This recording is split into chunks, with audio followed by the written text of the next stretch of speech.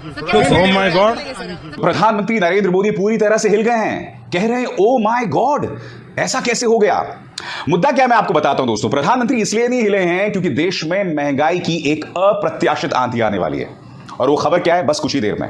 प्रधानमंत्री इसलिए हिल गए हैं कि उनके पालतू मीडिया को उस समारोह में घुसने नहीं दिया गया जहां प्रधानमंत्री मौजूद थे और एनआरआईज के साथ जो है वो अपना जलवा बिखेर रहे थे। उन्हें इस बात का दुख हुआ कि जो पापा की परियां हैं या वो जो छोटे छोटे पप्पू हैं, गुल्लू और कालू, उन्हें आखिर क्यों नहीं उनके एक समारोह में घुसने दिया गया। और वो जो मीडिया बाहर उनसे मिलता है वो उनसे महंगाई पर सवाल नहीं पूछता, देश में बिगड़ते सांप्रदायिक माहौल पर सवाल नहीं करता, उनसे कहता है देखिए ना मोदी जी, हमें अंदर घुसने नहीं दिया। हाँ, अब मैं आपको बताता हूं दोस्तों खबर कितनी गंभीर है जो आपके स्क्रीन पर आ रही है। महंगा होगा आपका लोन। रिजर्व बैंक ने इमरजेंसी मीटिंग में रेपो रेट 4% से बढ़ाकर 4.40% कर दिया, यानी कि रेपो रेट में 0.40 की बढ़ोतरी कर दी गई है। इसका सीधा असर क्या होने वाला है दोस्तों, आपके स्क्रीन पर आ रहा है। जो सस्ते लोन का दौर था वो खत्म होने वाला है, यानी कि ईएमआई वो महंगी होने वाली है। और जो देश में महंगाई बढ़ रही थी उसने रिजर्व बैंक ऑफ इंडिया को मजबूर कर दिया है। इसका मतलब जो आपका मकान को लेके ईएमआई आप पे कर रहे थे उसमें बढ़ोतरी होने वाली है। जो आपने कार खरीदी हुई थी वो लोन जो है वो बढ़ने वाला है। और ये अपने आप में बहुत चिंता करने वाली बात है। आप जानते हैं सबसे चिंतित और अजीबोगरीब बात क्या है? मैं नहीं भूला हूं, जब महंगाई को लेकर लोकसभा के अंदर प्रधानमंत्री नरेंद्र मोदी को घेरा गया था तो उस वक्त उन्होंने नेहरू को याद किया था। कल्पना कीजिए भाई साहब, बात हो रही है साल 2021 और 22 के अंदर महंगाई की, मगर प्रधानमंत्री नरेंद्र मोदी पहले प्रधानमंत्री नेहरू को घसीट लाए थे और वो ताना कस रहे थे कांग्रेस और स्वर्गीय नेहरू पर कि भाई नेहरू ने भी जब महंगाई बढ़ रही थी, हालात बिगड़ रहे थे, तो 1952 के कोरिया युद्ध का हवाला दिया था। दिलचस्प बात यह है कि आज जब रिजर्व बैंक ऑफ इंडिया के गवर्नर शक्तिकांत दास पत्रकारों से मिले तो उन्होंने तमाम जो कारण गिनाए उसमें सबसे बड़ा कारण युद्ध गिनाया। यूक्रेन और रूस में जो युद्ध चल रहा है उसे उन्होंने गिनाया। इसलिए मेरी प्रधानमंत्री को मशवरा, प्रधानमंत्री आप जब भी कुछ कहते हैं ना, कुछ नियति का खेल है कि जैसे ही आप कुछ कहते हैं कुछ दिनों बाद एक ऐसी घटना हो जाती है जो आप ही के बयान को एक्सपोज करता है। 2014 से पहले प्रधानमंत्री ने जितने भी बयान महंगाई पर दिए, सुरक्षा को लेकर दिए, चीन को लाल आंख दिखाने को दिए, 2014 के बाद ऐसी घटनाएं होती रहीं जो कि उन्हें लगातार एक्सपोज करती रहीं। सुनिए प्रधानमंत्री नरेंद्र मोदी ने किस तरह से नेहरू पर तंज कसा था युद्ध और महंगाई के मुद्दे पर। सुनिए। नेहरू जी ने लाल किले पर से कहा था, और ये उस जमाने में कहा गया था, तब ग्लोबलाइजेशन इतना नहीं था, नाम मात्र का भी नहीं था। उस समय नेहरू जी लाल किले से देश को संबोधन करते हुए क्या कह रहे हैं? कभी कभी कोरिया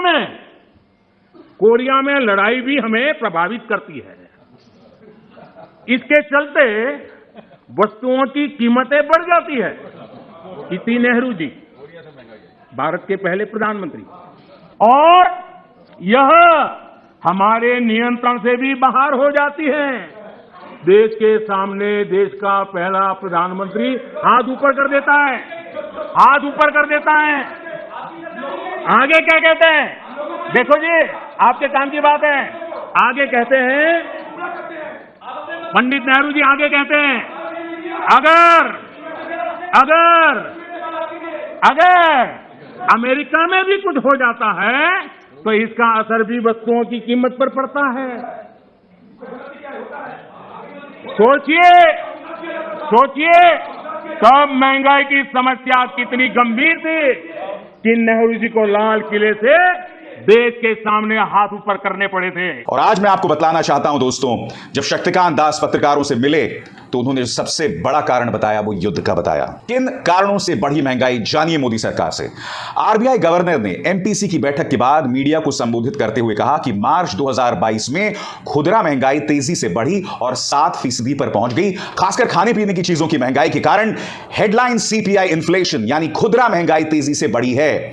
इसके अलावा अब गौर कीजिए उन्होंने क्या कहा, इसके अलावा जियोपॉलिटिकल टेंशन ने भी महंगाई बढ़ाई है। आपको बता दें कि रूस और यूक्रेन के बीच महीनों से जारी जंग के कारण गेहूं समेत कई अनाजों के दाम बढ़ गए हैं।